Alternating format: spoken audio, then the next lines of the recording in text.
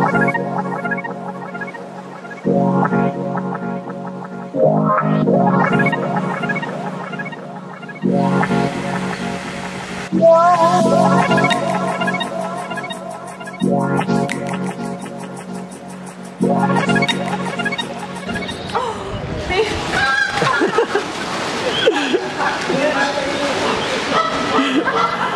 what you did.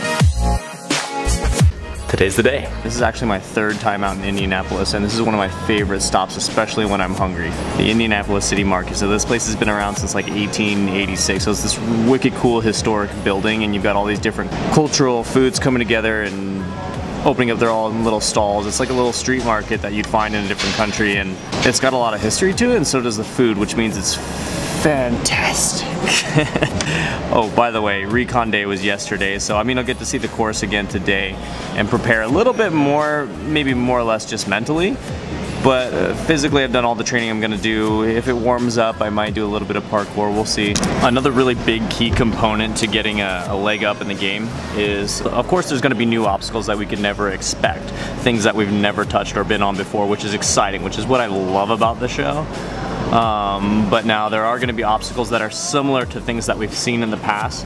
So like, boom, I can go back and re-watch other competitors' runs and find obstacles that are similar now that I know what I'm up against, and just kind of get a good beta on how to attack something that I haven't been on before. It works really, really well. You can find out what works for other people and apply that to what might work for you. So yeah, I like that strategy. It's very good. Just as good as this coffee and the food that I picked up. These crepes are amazing, by the way. In other sports, I'm sure you guys can do the same thing.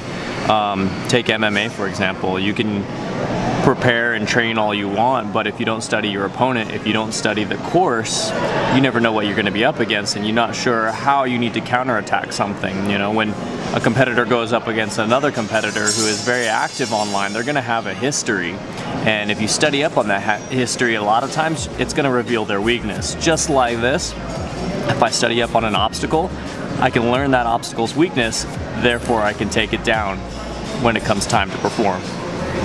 I think that makes sense, right? Crush. This is underneath the Sailors and Soldiers Monument, which is the super epic big monument that we're gonna try and go up in right now. I always gotta get that aerial view. I don't own a drone, so I feel like this is the next best thing, right?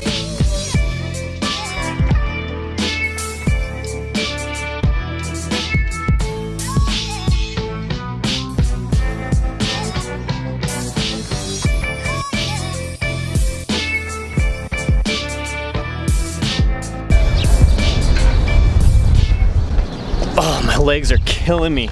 All of those stairs. I probably shouldn't have done. I'm just kidding. I didn't go up all those stairs. There's an elevator that takes you practically to the top. Yeah, for those of you guys who don't want to hike up the 330 some stairs, that was nice. We got some good views of the city, and now we can use that in our B-roll, just right above the course, which is super cool.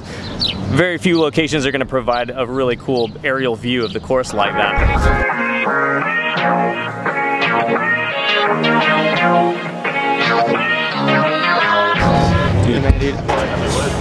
Yo! Make sure you follow the Ethan Swanson on his Instagram. He's got an amazing Ninja League that he runs annually. Ninja League. It's pretty sweet, actually. It was actually a lot of fun. I didn't know how it was going to go, but honestly, I had a lot of fun doing it. And I'll leave a link to his social media down below. What? So, I just made the realization there's all these like really professional lights on set, and I'm sitting here in the dark next to this thing. I might as well take advantage of the movie settings and use their lights.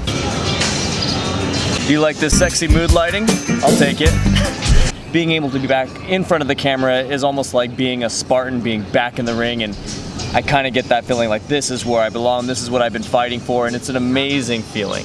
I'm not a super competitive guy, believe it or not, but I do love challenges. I love challenging myself in so many different ways. The more obstacles I can get my hands on, the better I feel, and I feel like I'm progressing as a human being, and all the physical hard conditioning that I put myself through actually pays off a little bit.